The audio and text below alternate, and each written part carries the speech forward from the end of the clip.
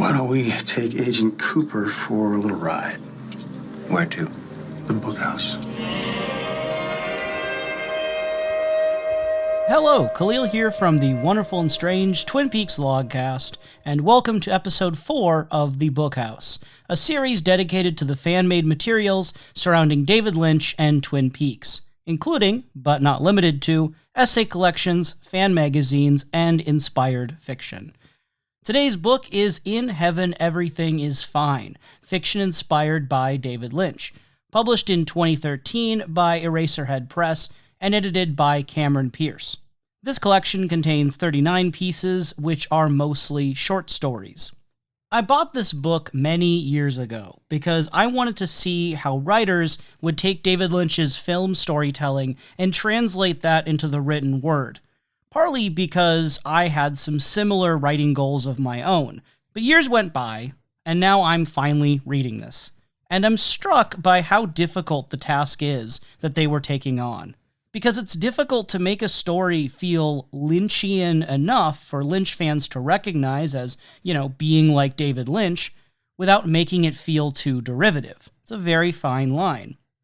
So I want to use this episode as a jumping off point to talk about what the term Lynchian can mean when applied to fiction. As I read In Heaven, I kept a loose tally, of how many times certain Lynchian motifs got repeated.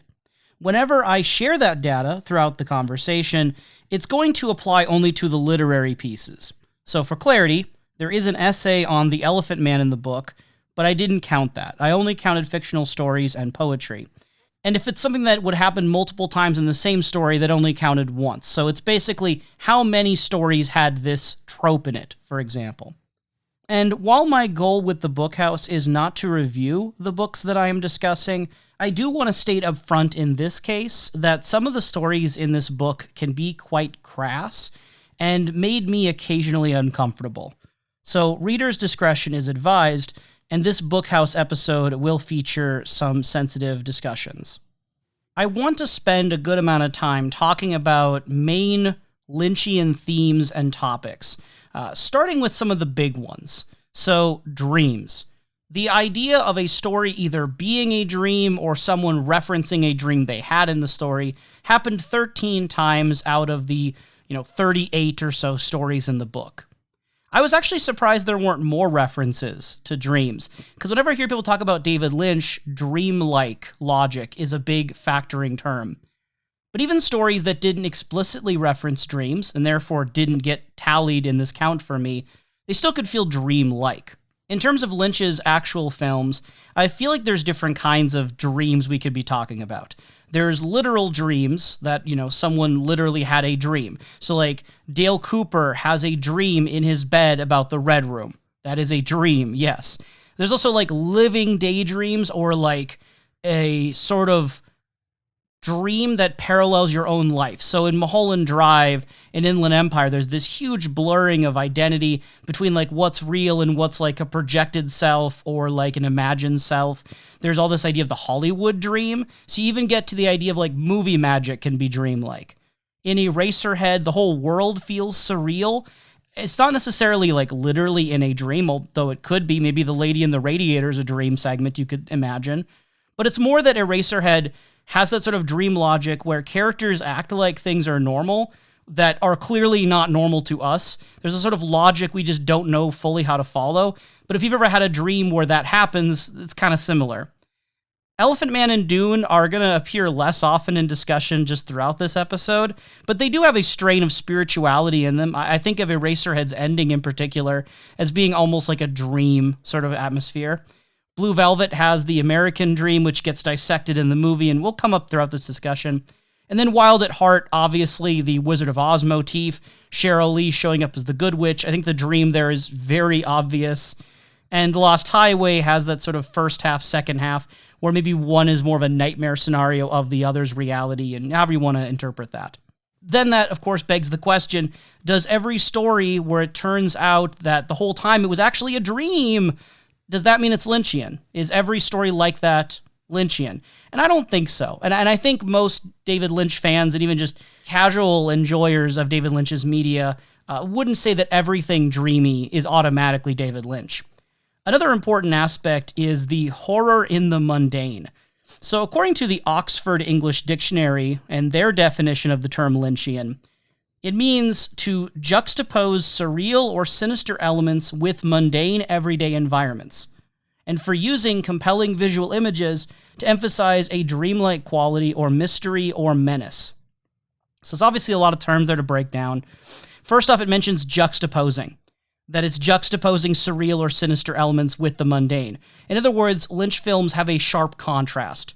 There has to be a sense of like black and white or very stark differences, either like back to back or within the same like trajectory of the film. And then there's the mundane, that there's got to be everyday environments that are contrasted with evil. And that evil can be like criminal, like a criminal underbelly, the evil down the street, lurking just around the corner, even lurking inside your home that you don't know it's even there. Or it can also be a sort of supernatural evil. I think most often when I think of Lynchian, it's a mix of the two. It's a sort of evil that is like objectively there. It is evil. It's not like everything's in a moral gray. No, there just is a darkness out there, but also it festers in these sort of realistic world implications of like gangs or like drug elements in society. When I asked this question on Twitter about what makes something Lynchian to David Lynch fans, Guy Dudeman of the It's Happy Hour in France podcast said, quote, "Finding surrealism or horror in the mundane." So not only is there contrast, like the OED definition says, but that the weird horror is in the mundane. You're finding the surrealism and horror in the mundane, not just against it. Similarly, Twin Peaks Evangelion's account replied to my tweet saying, quote, "It describes how filmic language can represent the not quite definable sense of dread, menace, or foreboding that humans instinctively feel sometimes. This is often done by contrasting it with pure joy or positive emotion." End quote. So this dread is not quite definable. It's more of a vague feeling, but it is something that people will get. It's like, you know it when you see it sort of deal. And it's not all dread. There's often going to be those big moments of joy or elation for contrast. Probably the most famous definition of Lynchian comes from the writer David Foster Wallace. You see this one circulate a lot on the internet. Part of his definition includes that it is, quote, "a particular kind of irony where the very macabre and very mundane combine in such a way as to reveal the former's perpetual containment within the latter." End quote. So the macabre is always contained in the mundane. There's always going to be evil and death within the everyday, always around us, just under the surface. And of course, that brings to my mind the image from Blue Velvet. The festering bugs underneath the green lawn has kind of become, I think for a lot of people, myself included, the idea of that sort of Lynchian nightmare. The most common Lynchian aspect that I was able to track throughout the short stories in Heaven is violence and killing, which was in 21 of the stories. And again, I might have lowballed that a little bit and maybe didn't count every instance, but there were at least 21 out of the 37 short stories, 38 if you count the poem. Often, the evil in society is reflected by violence through gangs and crime organizations. Often, there's this over-the-top threatening people at the head of these organizations. So like in your Lynch films, you've got Frank Booth, or Santos, or the Renaults, or Mr. C. Those are all these sort of over-the-top figureheads that represent a whole organization. And it's interesting because, like, Lynch generally portrays good and evil pretty starkly. There are some gray area characters, but generally, if you're evil, you're evil. And not usually sympathetic. I think of someone like Leo Johnson, right, as being, not the head of the criminal darkness, but definitely very much an arm of the criminal darkness, and having almost no redeemable traits, especially looking at season 1, Leo Johnson. But at the same time, it does feel like the sort of henchmen type of people are only there because they are subservient to these frightening figureheads. So if you didn't have people like Bobby Peru or the Phantom from Inland Empire, you might not have these other people kind of strung along, who I would suspect a lot of times are kind of joining the evil so they don't get hurt. I imagine Frank Booth's, friends are more afraid of him than anything else, but that gets more into, I guess, interpretation. In David Lynch media and in the stories from In Heaven, a lot of times the violence is very graphic, but not in a way that's meant to be like a slasher film and be almost like exciting or titillating. The violence is oftentimes more brutal and uncomfortable. It happens in sort of a sudden and abrasive way that maybe gets a bit more real and a bit more hard to watch as a result. In total, there were 9 stories that had some sort of law enforcement angle to them. So obviously with Twin Peaks, you've got an FBI agent working alongside a local police against this sort of evil. And a lot of times it feels like in Lynch media, outside of your occasional bad eggs, your crooked cops, there are these people who are trying to be forces for good against that evil within structures like law enforcement. They're kind of the other side of the coin. And detectives can be a stand-in for the viewer who's also trying to navigate this confusing world. Blue Velvet's weird with this case because, Jeffrey very much is a detective-minded character, but he kind of just waltzes in, and how much good he actually does is debatable, and how much good he caused by his own actions is debatable. He kind of just stumbled into it, and as my podcast co-host, The Professor, has speculated, there's room to even interpret that possibly... I think it's like Sandy's father. He was like works at the police, is like high up. He could even be colluding on this or be involved in it. I don't know. I kind of go back and forth with Blue Velvet how I feel about some of those things. But in any case, violence is big, and the only thing that even comes close as a second place is sex, especially female sexuality and nudity. So in 18 of the stories, there was some form of sexuality, especially female, making it the second most common Lynchian aspect throughout the book. I think it's interesting because sex and violence do not automatically make something Lynchian. Sex and violence are in a lot of different media. I mean, that probably describes a lot of like Tarantino films, right? Or like Brian De Palma films. So there's got to be something a little bit more to it. That being said, most of the films that are, very much Lynchian that he wrote and directed and is famous for, yeah, there's definitely a sexual element to them. I think one of the difficulties, though, with writing any sort of fiction that's quote-unquote like David Lynch or is Lynchian is how do you talk about like things like sexual assault or trauma without making it sensationalized or edgy? I think this is something that David Lynch himself generally succeeds at. I think his daughter really succeeded at that with The Secret Diary of Laura Palmer. But with the book, it's kind of mixed for me. I think some stories and some writers really succeeded at kind of being tactful with it, while others felt a little less sensitive, at least to my reading. One of the most recurring like tropes or character types in David Lynch media is the woman in trouble. And I think there's a few different characters that meet that criteria in different ways. One of the earliest is Dorothy from Blue Velvet. Dorothy Valens is this sort of othered figure to Jeffrey. Like, he doesn't really know her very well. She's more mysterious and alluring. She's kind of this object of desire and curiosity. But as the movie goes on, it does obviously get more sympathetic. And while there was some criticism of the nudity, I think it was Ebert criticized the nudity in there. I feel like the nudity in Blue Velvet oftentimes showed her vulnerability and was not there to, be exciting for the male audience. I don't think the movie felt male-gazy particularly. And in fact, there's some interesting elements of control going on with her sexuality with Jeffrey that I think are maybe worth examining as well. But as far as a woman in trouble, Dorothy feels like this sort of external factor that Jeffrey only kind of knows in glimpses. Versus Lula in Wild at Heart, she has a lot more sexual agency. She's pretty much on equal par to Nicolas Cage's character of Sailor. And I think the moment where you see that kind of that control slip and that fracture where she is a woman in trouble is with Bobby Peru's advances. It's a very uncomfortable scene, and it's clearly like sexuality portrayed in a very harmful and negative way, that he is clearly avoiding the wishes of Lula. He's purposely going against her consent. But I think also Lynch very carefully works in that there is a sort of twisted desire that may not even just be on Bobby Peru's part, that Lula does have a reaction to it, even if she may not like that she has a reaction to it. I think that's a pretty difficult territory to work through.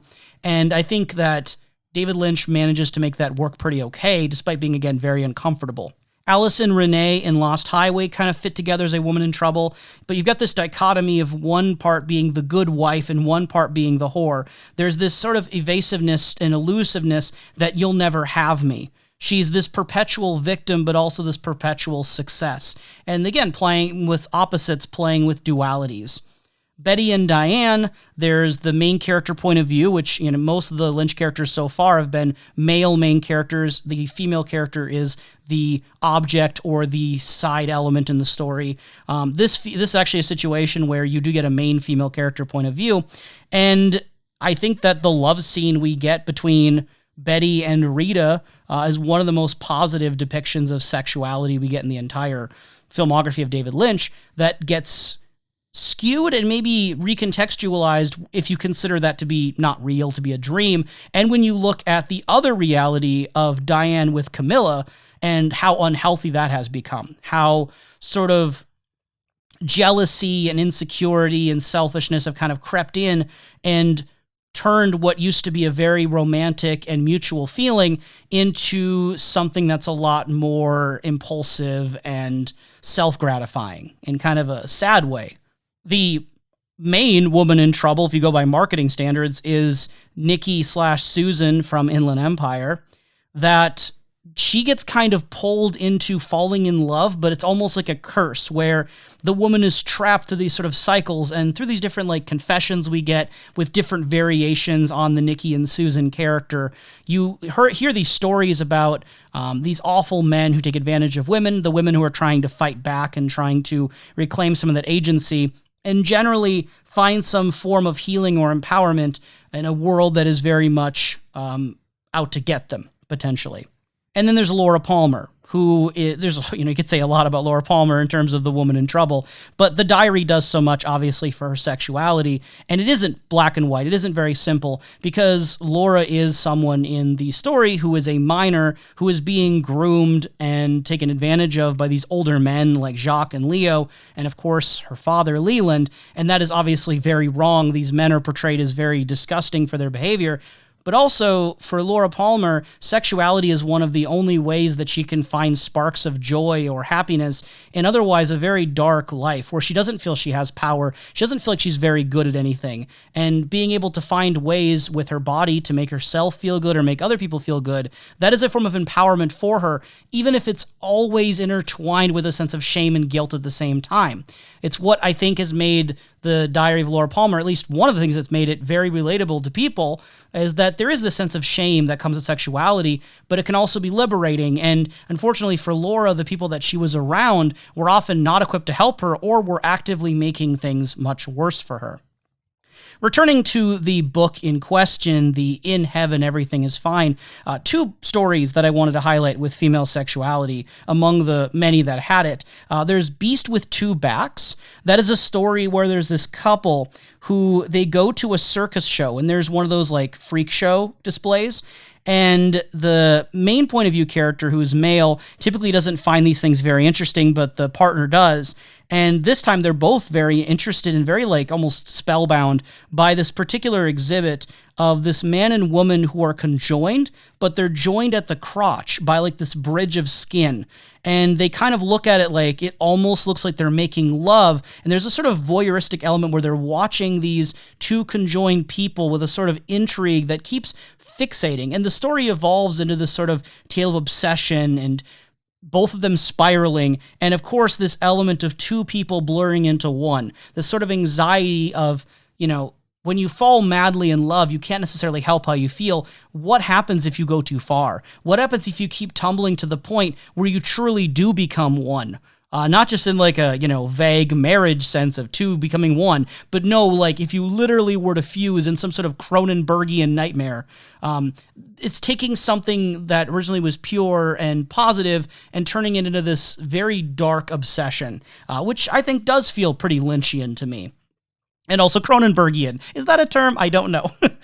And then there's Trembler, which is a story. It's a little over a page long. It's very short. It's probably one of the shortest stories in the book. But this woman is having sex with her boyfriend in a car.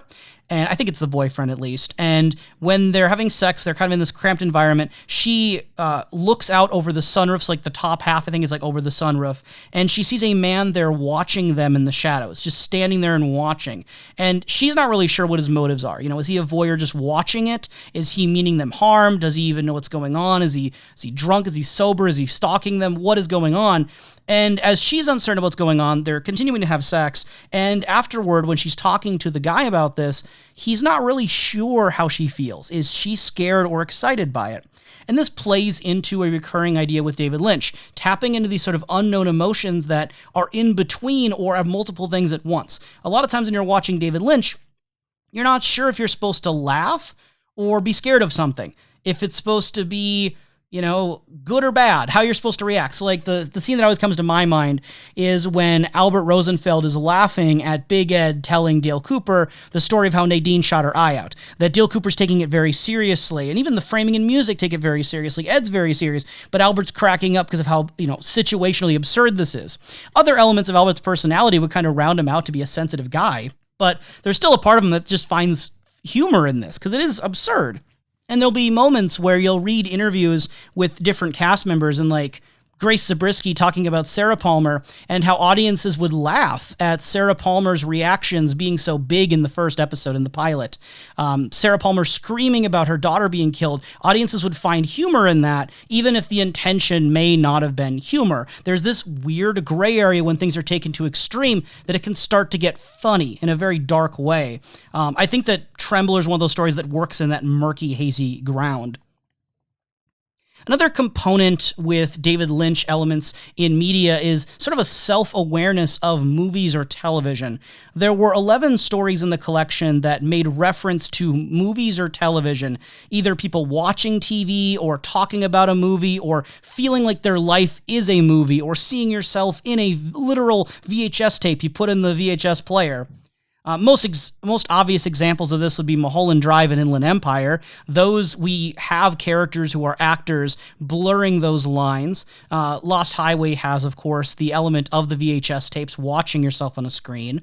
But then we also have, with Twin Peaks, the idea of Invitation to Love, which may or may not be David Lynch's favorite element. I think we can debate about how much Lynch actually enjoyed that or Mark Frost actually enjoyed it, but it is still something in a Lynch work. And also the TV being smashed in Fire Walk With Me right at the beginning, how the curtains in both Fire Walk With Me and Blue Velvet, the curtain call kind of represents like a signal to start or end something. Start or end a film in particular, a sort of show. And movies are like dreams, right? They are conjured fictional worlds that we project. They can be a form of escapism from our own reality. We go to the movies to try to escape the doldrum of our lives. One of the movies that recently came out, end of 2022, that kind of reminds me of this, is Babylon, Damien Chazelle. And it's a very long movie, but it kind of goes through the golden age of Hollywood, sort of early, 20s, 30s, 40s films, and how people would sort of create these movies out of turmoil, and just art would somehow still peek through these people who are walking disasters, and the situations are disastrous, but the lingering effect that movies can have on people and how much it means to them, that's dreamlike in its own sort of way. A popular David Lynch quote is, quote, "I don't know why people expect art to make sense. They accept the fact that life doesn't make sense." End quote.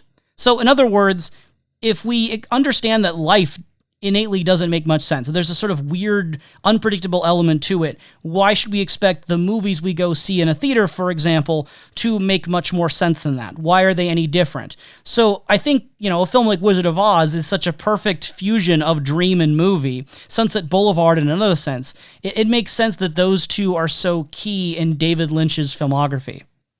There are references to fire and electricity in at least 12 of the stories in the collection.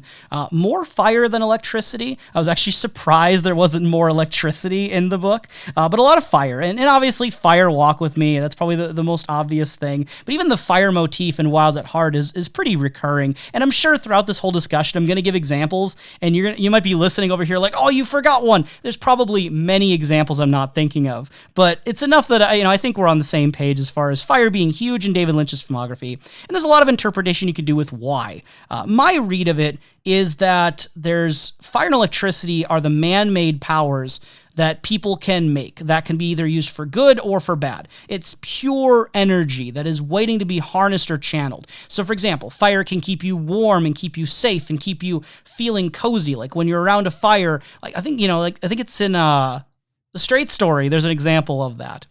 Or Fire can also be devastating. It can, be arson. It could burn down a whole building. It could be passion, but it can also be lust, and it can be destructive, and it can be restorative. Baptism through fire, etc., etc. And electricity is very much the same way. It can power all these machines that can make life better and be a sort of utopian vision, like, Walt Disney's Tomorrowland brought to life.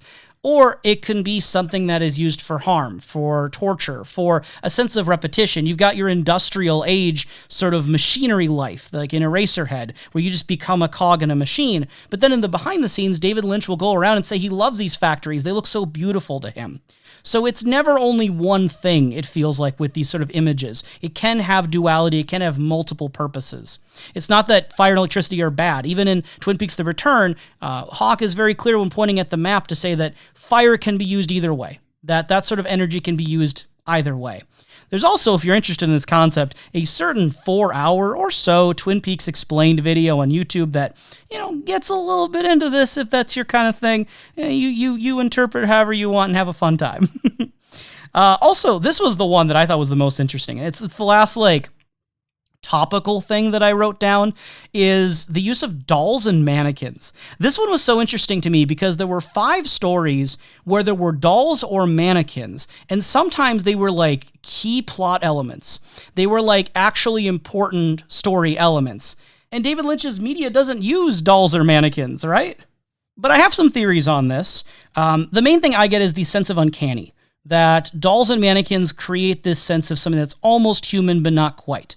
And you get this sort of uncanny feeling potentially from the short films. At least I know I do. Where I look at a short film like The Alphabet, and the sort of shading and lighting and stark whites and blacks, it feels very unnerving. There's something to it that isn't quite right, kind of doll-like.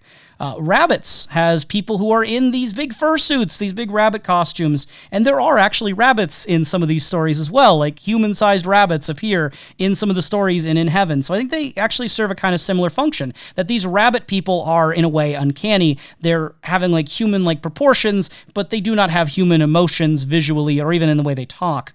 And what's weird is I tried writing a short story last year that was, trying to be Lynchian. I was trying to make it like a David Lynch story. I was trying to use more of the paintings as an influence so I didn't take too much directly from the movies or Twin Peaks.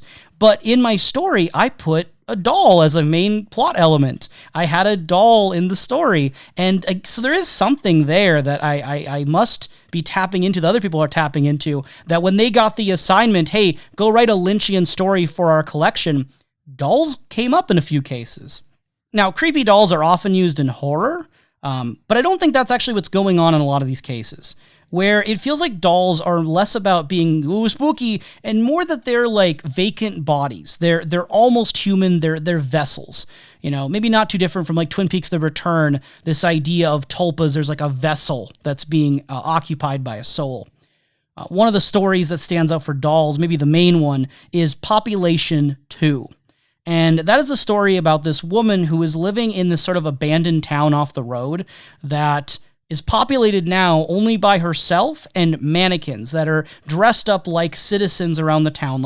You go to a barber shop and there's a mannequin who's dressed like a barber. And then she might go there and cut her own hair and talk to the mannequins if she wants. Ultimately, she just wants to be away from people. There's this sense of isolation that she's imposing. Until someone shows up. Some mysterious figure shows up, and he starts bringing these mannequins to life. And as soon as he does that, the mannequins start saying, hey, you owe me for a lot of bills, actually, for staying here this long, and you have to pay for your food now, and all these, social costs start accumulating. It's one of the stories, I think, that there's a lot to dive into and kind of analyze as far as maybe someone who's reclusive trying to avoid society and civilization, but being dragged right back into it, obviously with a supernatural and kind of a zany twist to it. But dolls are something where we can project our wills and personalities onto them.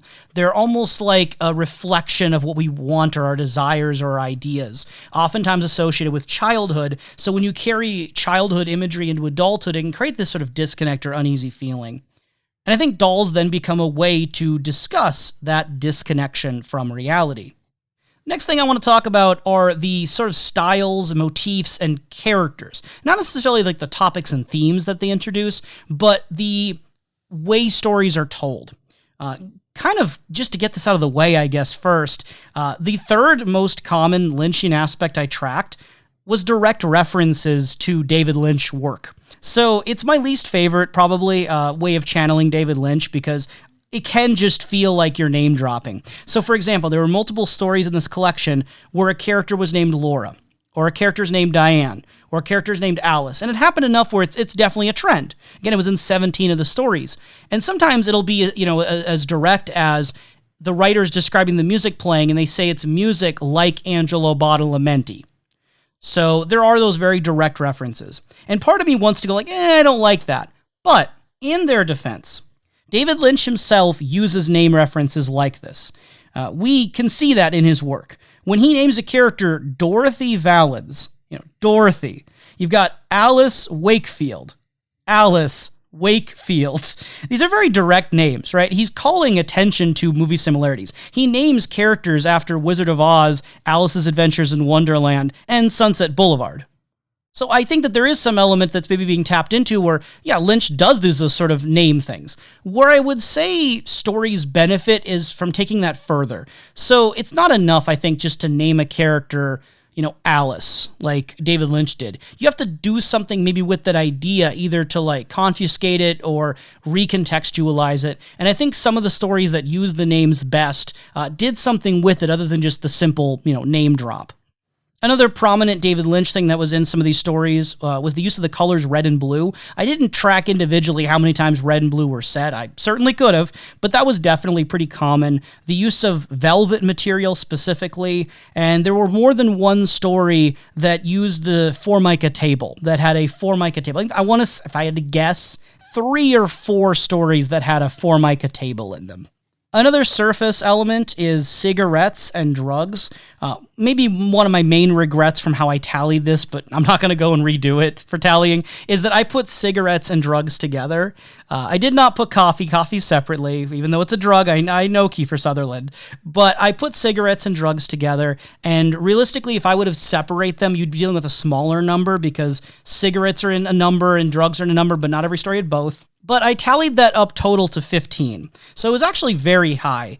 And I would say that, smoking is pretty understandable because we see David Lynch as a famous smoker. He's always smoking in a lot of footage. And smoking does evoke a sort of feeling of grittiness or a sort of internal grossness. With an element of cool, but by the time this was written in 2013, smoking had already fallen largely out of favor and is even less favored now, especially cigarette smoking. So it definitely kind of harkens back to a different time. It feels more 80s and 90s, which maybe is also something that has the appeal of bringing that up in your stories. And then you also have drugs, which are really, really common in a lot of Lynch stories. Drugs are known to be tied to criminal elements, which feed into that sort of darkness just beyond the corner. It's an easy way to work that into the story with people who are selling drugs, buying drugs, addicted to drugs, etc. You also have the sense that drugs can drastically alter consciousness. They can drastically affect the altered states of mind, and having those sort of altered states of mind can lead to things like dreams. They can lead to these different visions. So people like Laura Palmer obviously was affected then by cocaine and how that affected her mindset. Going back to the idea of hearkening back to an earlier time of the 80s and 90s, there's also a lot of 50s.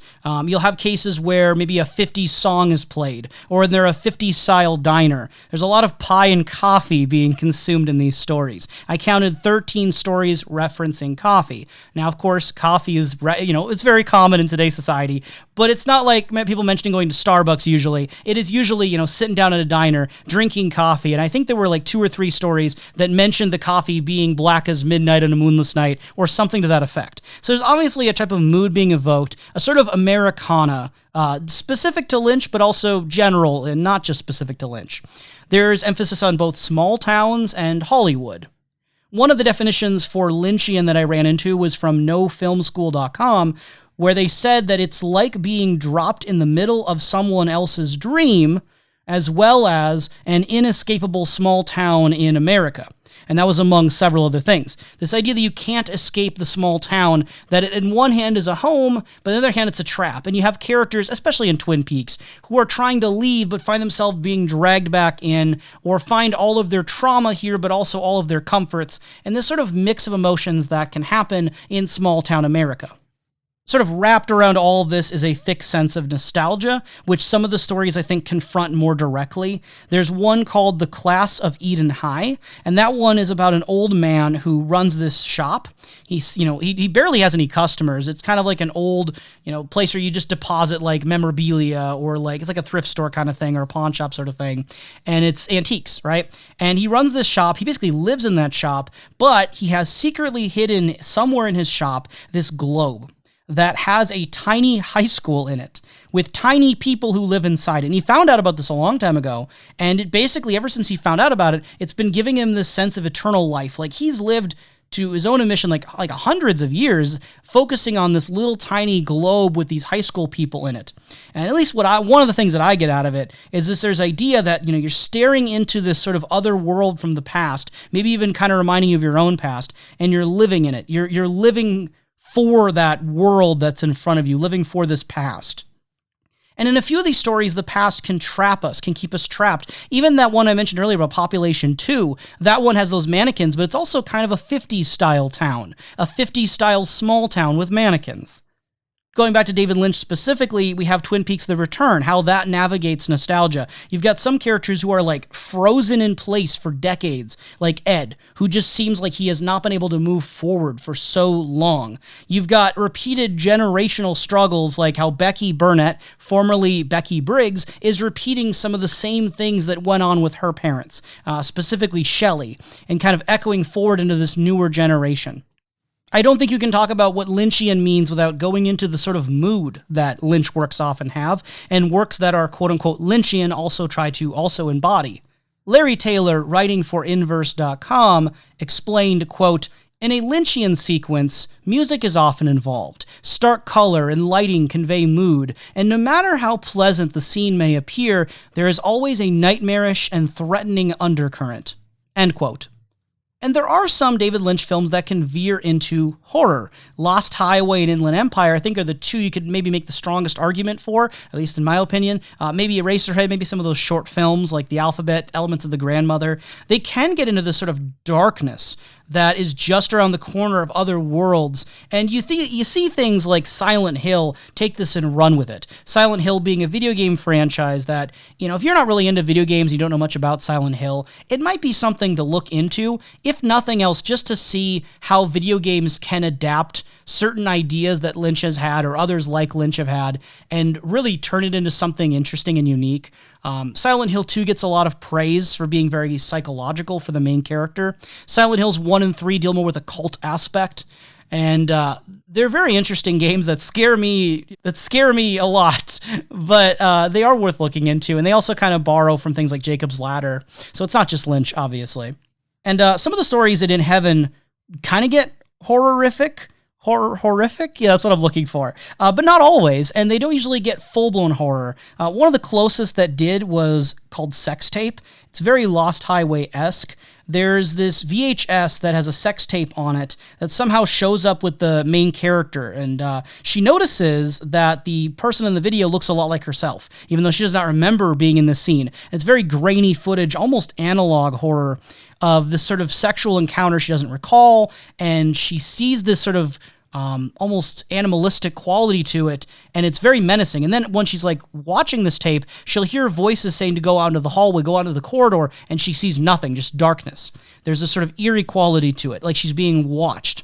And there's anxiety to it, there's this sort of voyeurism to it, and those are the things that kind of, that word soup I just blabbered out, those are kind of the things that I think of when I think of David Lynch horror. A lot of it goes back to Lost Highway, a lot of it goes back to Inland Empire. But David Lynch also has comedy. He also has, quirky, weird, funny things happen in them. And I counted about 9 of the stories that have what I called offbeat humor, but this number is probably the loosest of all my counts, because what someone finds funny is going to depend on who you are. I might have read something and didn't realize it was meant to be a joke by the author, or vice versa. I might have thought something was meant to be humor that was not meant to be humor at all, and what you consider offbeat is tricky. So I said 9. It could be higher, it could be lower, depending on your count. And I think the comedy of David Lynch is probably one of the hardest things to replicate, and I don't even think David Lynch always gets it right himself. This is probably going to be a hot take for those who've seen the film, but David Lynch has a role in the Harry Dean Stanton film Lucky, And in that movie, David Lynch's character has this tortoise called like Teddy Roosevelt or Theodore Roosevelt or something like that. Of course, Lynch says like Roosevelt. It says it a little bit differently than how I'm used to hearing it. But a lot of his story is very emotional about this tortoise. And he stands out as a character because most of the people of the story feel more grounded. And then David Lynch is talking about this tortoise. Now, I have no idea where that came from, if David Lynch contributed the tortoise idea or if someone else did.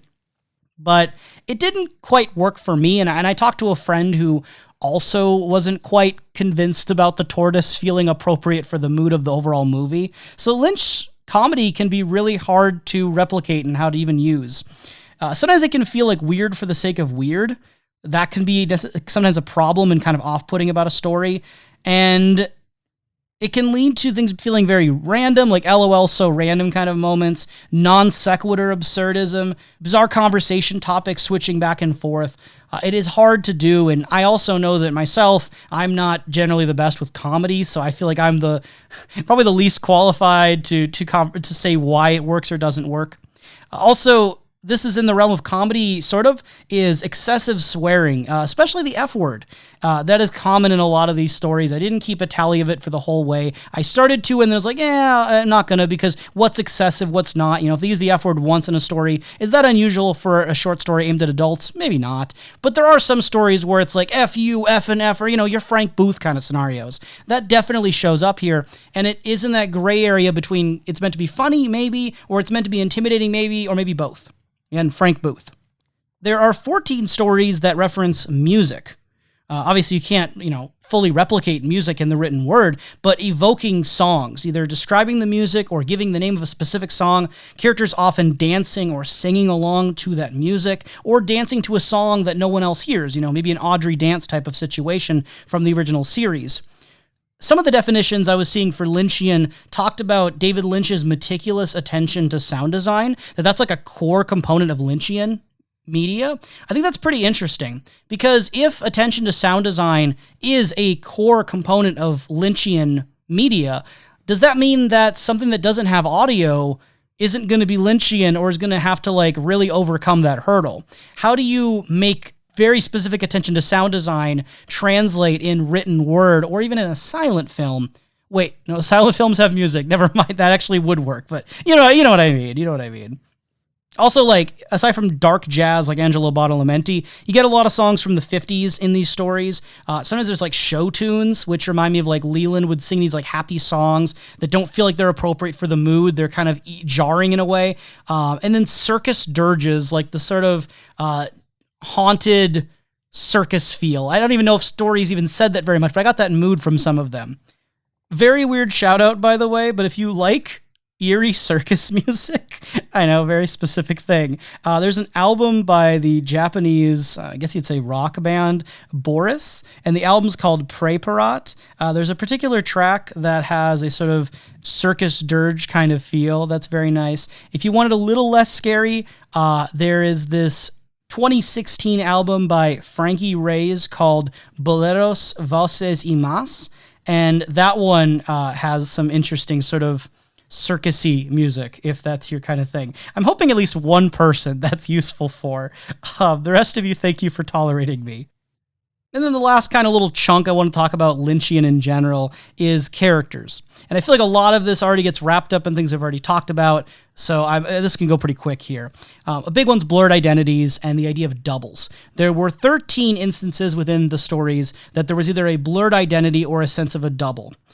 Maybe more, depending on how you count them. And it's the idea of someone losing their sense of self or blurring into another identity.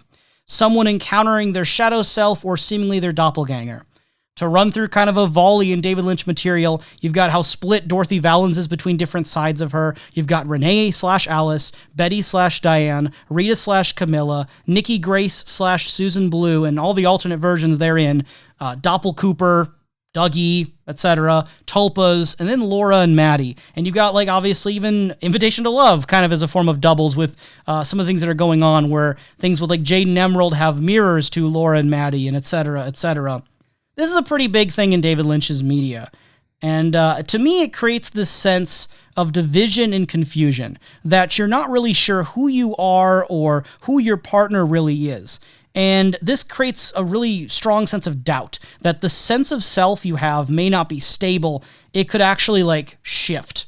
And that goes straight to a pretty strong fear that we might lose ourselves completely in something, or not even really know ourselves or the people in our lives, that we could just wake up one day and suddenly not understand the world around us, even down to the fundamentals of ourselves or the people we are closest to us in our lives. Family doing unspeakable things, loved ones doing unspeakable things, this sort of unattainable sense you can never truly know someone.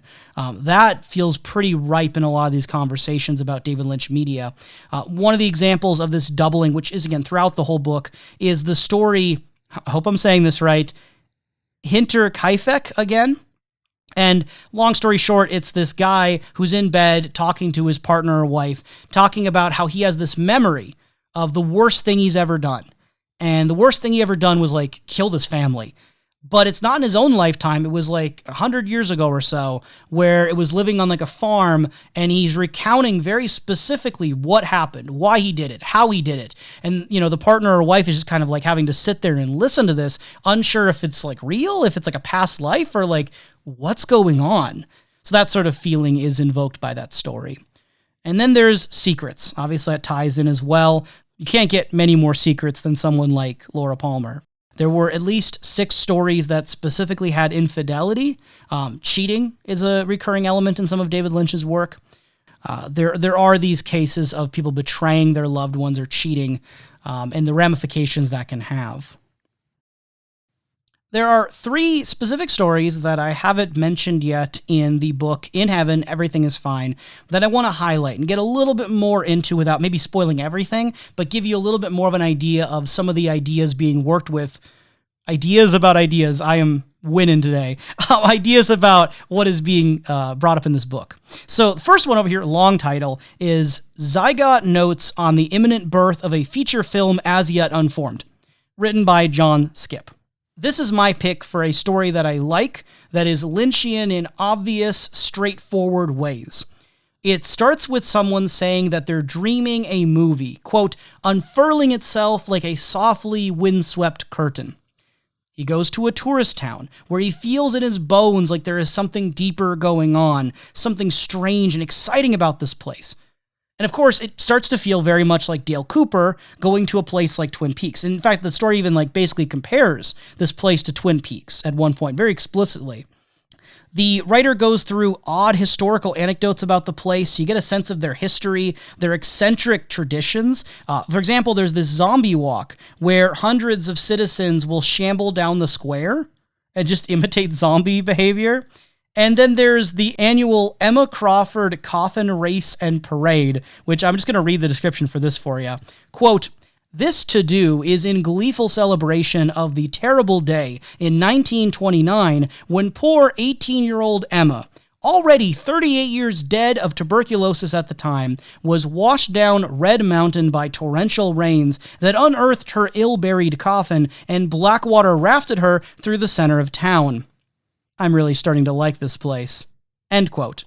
So yeah, you got this story from a Cooper-like character who enjoys the story about how comedy can be found from horror or tragedy, that over the course of nearly 100 years, this weird, unexpected thing about a dead body washing through the street could morph into just a tradition that everyone just does every year automatically. It's a normalized thing. So anyone walking in, it'd be totally weird, but to them, it is fine. It is an accepted oddity that is everyday life, but is also very much bizarre. Then my pick for a Lynchian story that isn't what I expected, that is Lynchian to me, but in a different kind of way from what I would expect out of David Lynch himself, is First Movement by Suzanne Burns. So this features a female writer, Suzanne Burns, writing from a female point of view of a main character.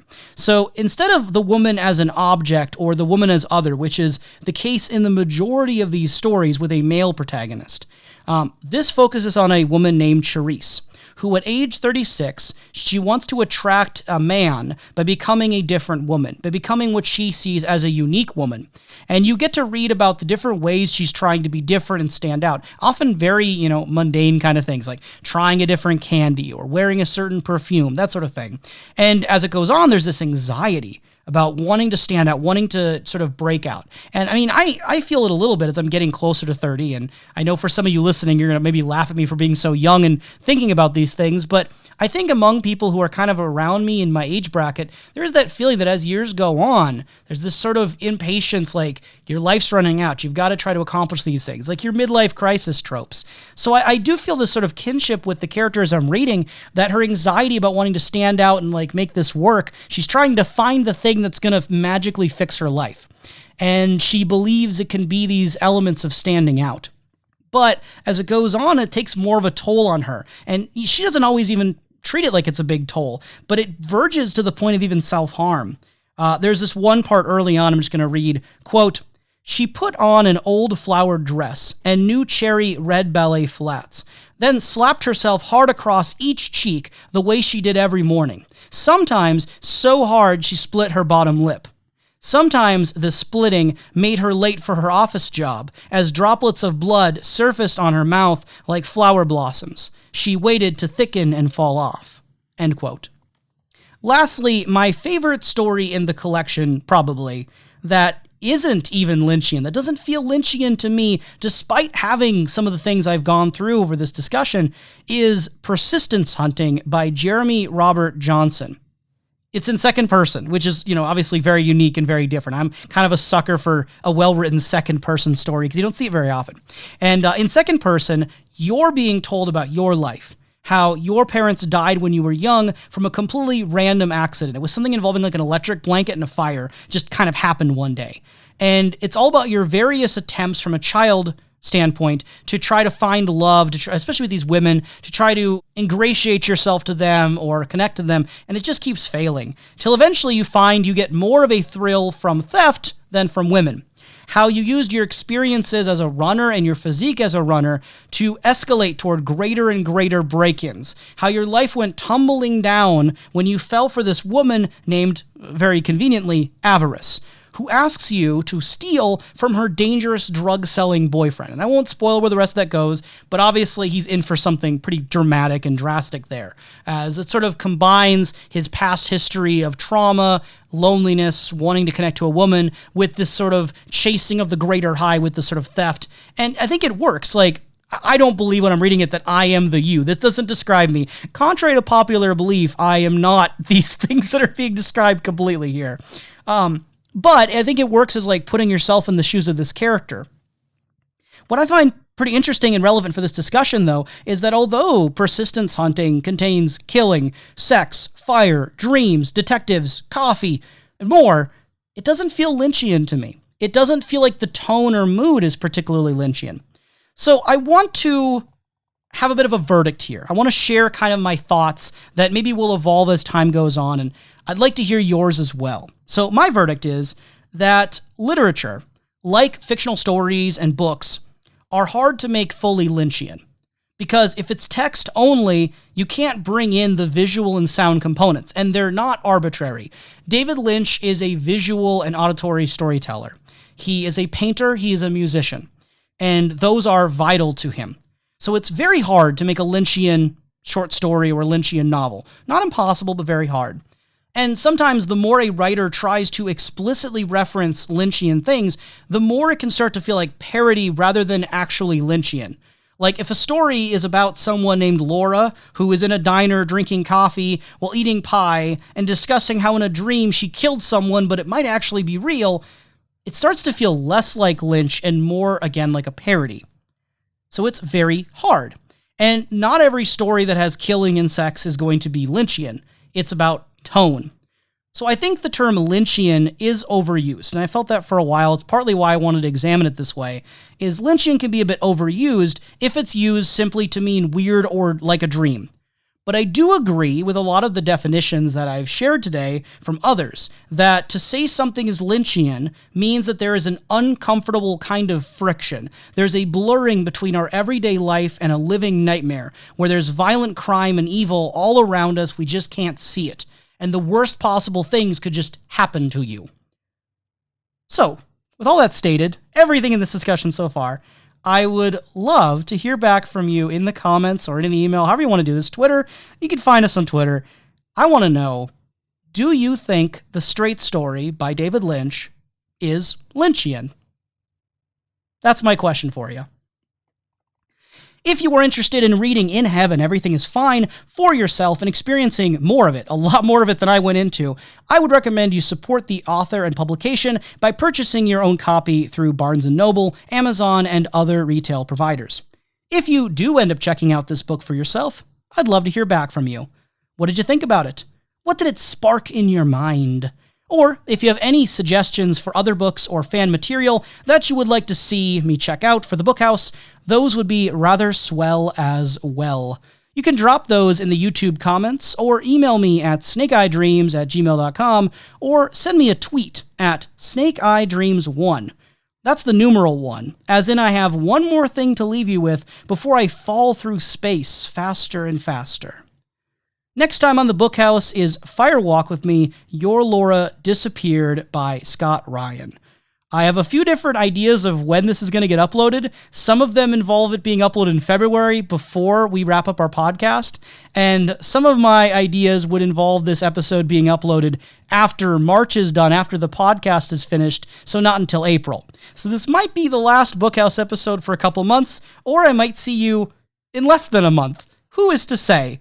I am to say. So you should follow us at Snake Eye Dreams on Twitter or subscribe on YouTube if you want to know when the next episode drops. And for now, that's all she wrote. So until I see you again in 25 years, ciao.